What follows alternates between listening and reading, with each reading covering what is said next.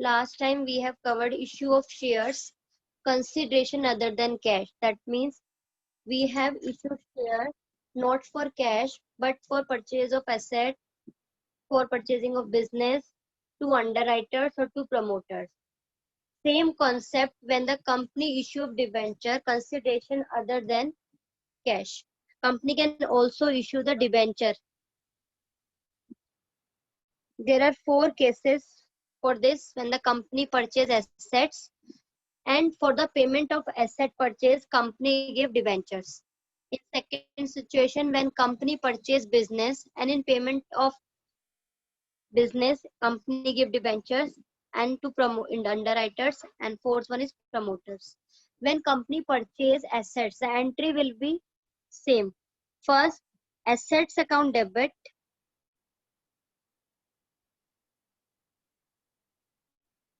to vendor.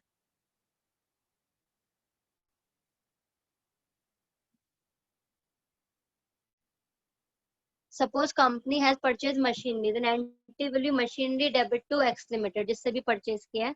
Second entry, if company issued debentures, then entry will be vendor debit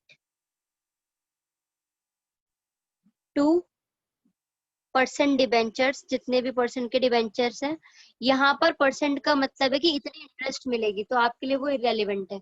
अगर at par किया है तो simple entry vendor debit to debenture. अगर at premium किया है तो vendor debit to percent debentures to security premium.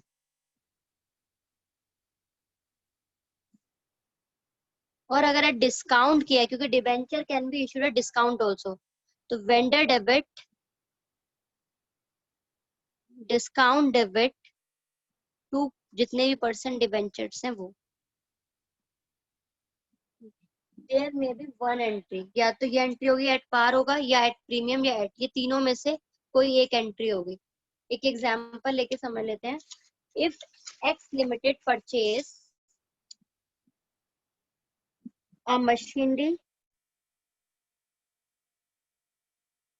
For 2,20,000 from Y limited,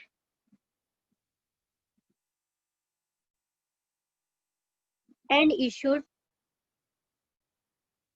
12% debentures of ₹100 each in purchase consideration of ₹100 each at a premium of 10%. यहाँ मैं premium का case ले रही हूँ. First entry will be machinery account debit. पहले आपने machinery purchase किया है, 11th का रूल, एसेट इंक्रीज होगी तो machinery account debit.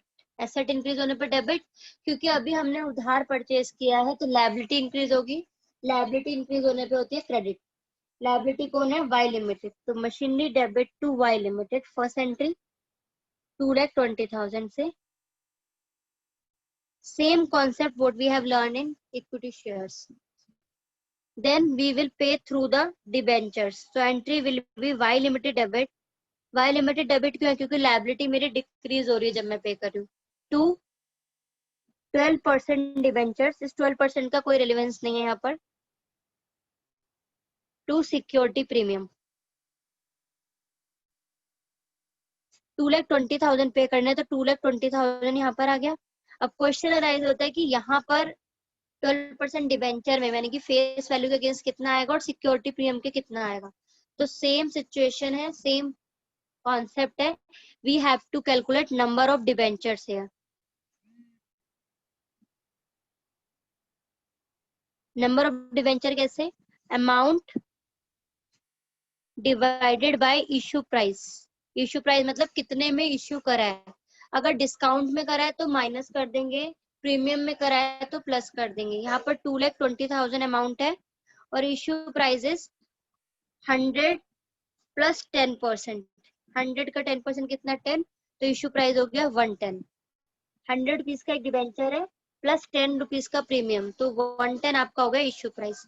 So number of debenture will be 2,000. Step 1, बहुत ध्यान से समझना कि जब भी आपके डिबेंचर्स या शेयर्स कोई भी सिक्योरिटी प्रीमियम पर इश्यू होती है या फिर आपके डिस्काउंट पे इश्यू होती है, then you need to calculate number of debentures first for filling this entry. Now I have calculated number of debenture is 2000. 2000 multiply by face value. It will come in debentures, that is 2 lakh, and 2000 into security premium. It will come in security premium. Question complete. कुछ भी नहीं करना था इसमें, बस ये चीज आप ध्यान रखना. अगर ये अमाउंट अगर ये होता है कि कंपनी ने इश्यू करें डिस्काउंट पर, और डिस्काउंट कितने का है,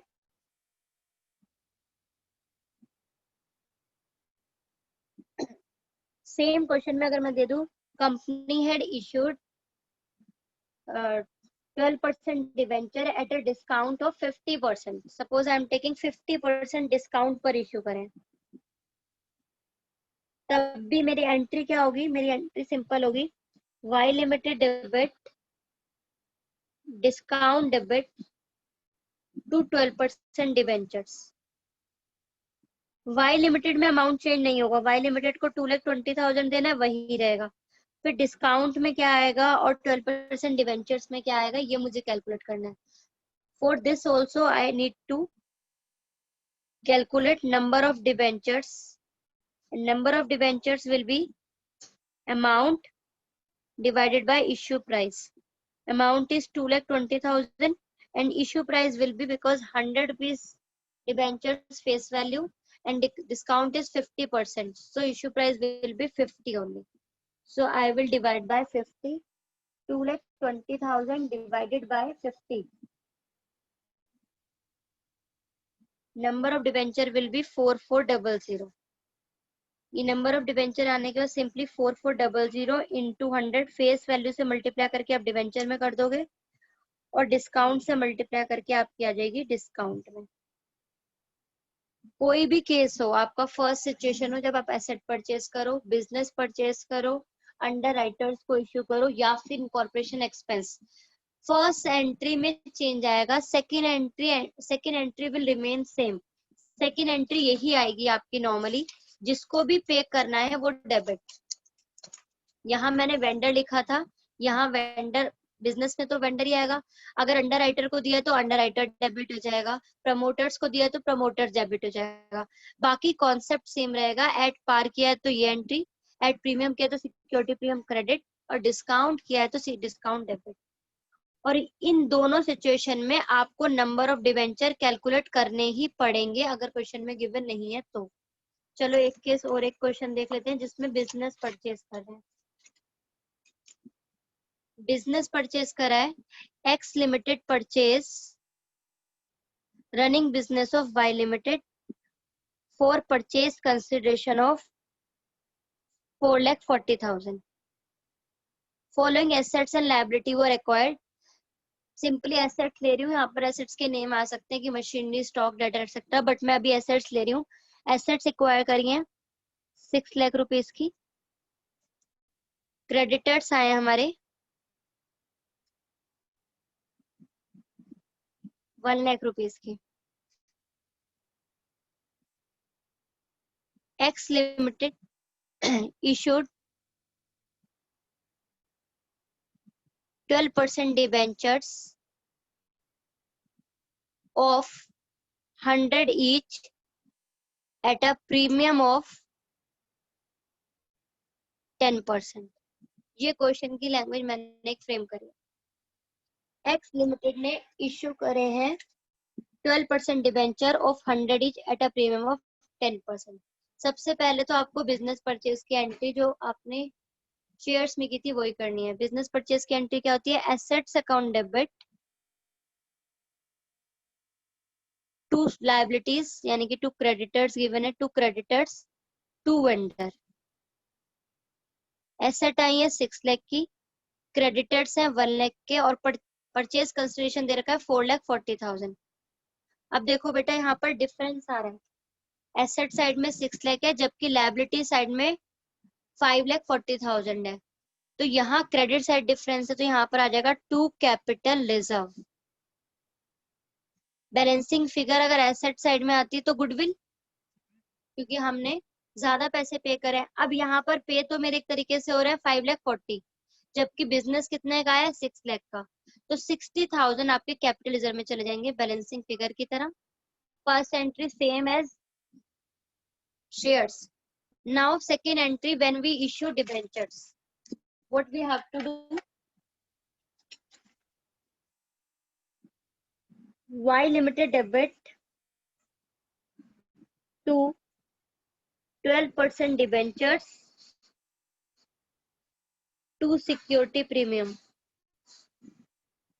देखो एंट्री सेम है, सिर्फ वेंडर का नाम भी वही है, अगर बिजनेस परचेज किया था तब भी किसी में भी, जिसको पे करना है वो डेबिट, और क्रेडिट में डिबेंचर और सिक्योरिटी प्रीमियम। वाई लिमिटेड को परचेज कंसिडरेशन मुझे वाई के नाम से कितना था, यहाँ पर देखो वेंडर के नाम से, यहाँ वाई लिख देती हूँ, 4,40,000, 4,40,000 पे करना है। यहाँ पर अमाउंट क्या आएगी और यहाँ पर क्या आएगी, इसके लिए मुझे क्या करना होता है, नंबर ऑफ डिबेंचर्स कैलकुलेट करने हैं। Number of debenture will be 4,40,000 divide by issue price. Issue price क्या है, 100 रुपीज का एक डिबेंचर है और 10 रुपीज का प्रीमियम है, 110 आपका इश्यू प्राइस आ गया। तो नंबर ऑफ डिबेंचर आ जाएंगे 4,40,000 divide by 110, that is 4,000। Step 1 होता है आपका नंबर ऑफ डिबेंचर्स फाइंड करना। स्टेप 2 होता है इस एंट्री में फिल करना, number of debentures into face value, ये डिबेंचर में चला जाएगा, number of debenture into security premium, ये सिक्योरिटी प्रीमियम में चला जाएगा। दो केस क्लियर हो गए, पहला हमने एसेट परचेज किया, दूसरा हमने बिजनेस परचेज किया। Third case, if issue of debentures to promoters. Promoters कौन होते हैं, जो बिजनेस, जो कंपनी स्टार्ट करने का जिसके माइंड में आइडिया आता है, जो फर्स्ट स्टेप लेते हैं, इनिशिएटिव लेते हैं कंपनी को फॉर्मेशन में। तो कंपनी को फॉर्म होने से पहले जो भी एक्सपेंस वो करते हैं, इवन लीगली मतलब ये जरूरी नहीं है उसे पे करें, लेकिन पे करना चाहिए। तो प्रमोटर्स को जो हम पे करते हैं, या वो कैश में करते हैं या शेयर्स में या डिबेंचर्स में, तो जब भी प्रमोटर्स का नाम आएगा तो आपको ध्यान रखना है, प्रमोटर्स मतलब इनकॉर्पोरेशन एक्सपेंसेस के बारे में हमें देना है।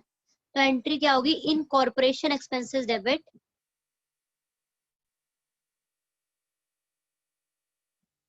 To promoters.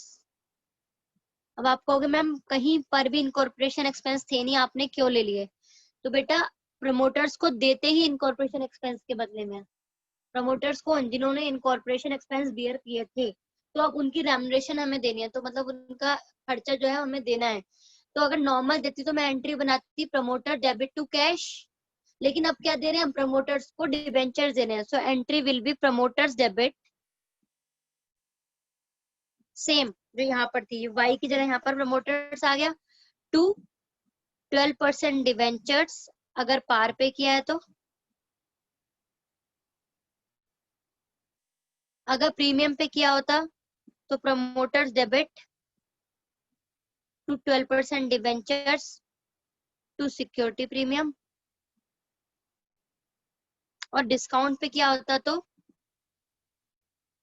Promoters debit discount debit to 12% debentures. आप देख रहे हो फर्स्ट एंट्री में चेंज आया, सेकंड एंट्री तो वही है, इन तीनों में से कोई एक, अगर पार पे किया है तो ये, प्रीमियम पे किया है तो ये, डिस्काउंट पे किया है तो ये। बस एक चीज का ध्यान रखना बेटा, जब भी आपका प्रीमियम पे किया है या डिस्काउंट पे किया है, तो आपके पास नंबर ऑफ सिक्योरिटीज होना जरूरी है, यानी कि नंबर ऑफ शेयर्स या नंबर ऑफ डिबेंचर होना जरूरी है। नहीं है तो आप इस फॉर्मूले का यूज करके पहले निकालोगे स्टेप 1, स्टेप सेकेंड आप इसकी फिलिंग करो, राइट। अब आ जाते हैं अगर अंडर राइटर्स को दिया है तो, अंडर राइटर्स कौन होता है वो पहले से बता दिया मैंने। कंपनी की मिनिमम सब्सक्रिप्शन का क्राइटेरिया होता है, आई एम टेकिंग 90%। अगर कंपनी का मिनिमम सब्सक्रिप्शन 90% है, मतलब अगर 1 लाख इक्विटी शेयर्स इश्यू करें तो कंपनी को कितने मिलने चाहिए, कम से कम 90,000 की एप्लीकेशन आनी चाहिए, सो मिनिमम सब्सक्रिप्शन बोला है।